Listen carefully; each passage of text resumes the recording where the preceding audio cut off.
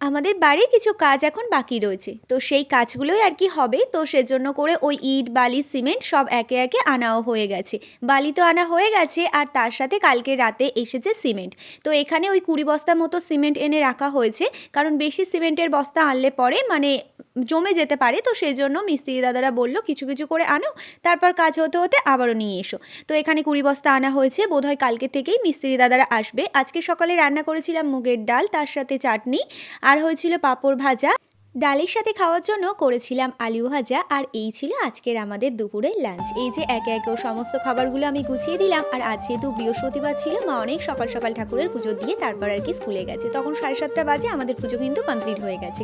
কালকে রাতে এনে দিয়েছিল এই ফলগুলো, আজকের বৃহস্পতিবারে নিয়ে এসেছিল এই মিষ্টি।